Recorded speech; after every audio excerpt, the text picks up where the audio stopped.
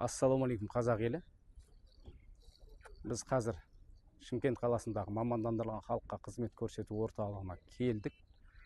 Осы жерде көтеретін мәселеміз теориялық емтихандар мен практикалық емтихандарға кезектің болмауы, курсанттардың айлап кезек күту мәселесі болып тұр.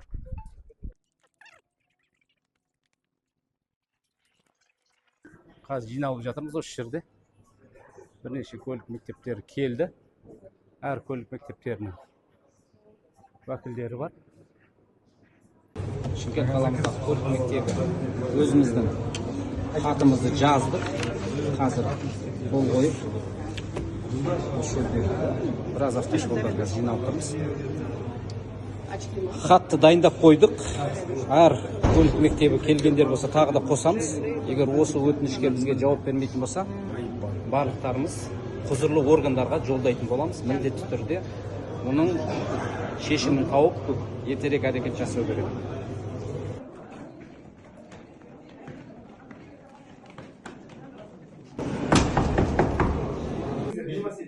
Кеше түнде ашылды, бұрын азымды орын.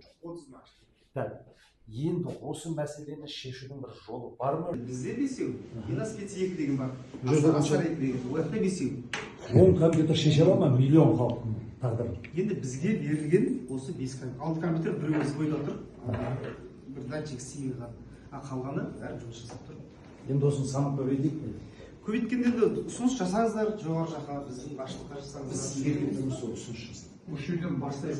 Сізден бастаймыз. Сізге письменный бәрін қалдырып кеткен компьютердің саны көп болса мындай болмайды. Датчик сыймай тұр.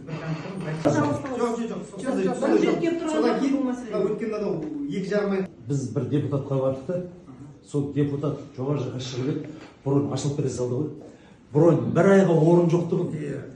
2-3 күннен кейін бұрын шығып кетті ғой. Осыны таң қаламыз ғой, түсінбейміз қалай. Ол жағдайда айтайын ба, былай болды. Бізде ол кезде компьютерлер істемей тұрды да. Бізде 3 компьютер істеп тұр.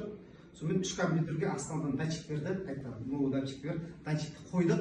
Сөйтіп бұрын 3 компьютерге ашып тұрды ғой. Сонымен 3 компьютерге заново қайтадан новыйдан ашты. Содан бірден көбейді. Компьютердің саны біздің проблеманы шешіп тұр.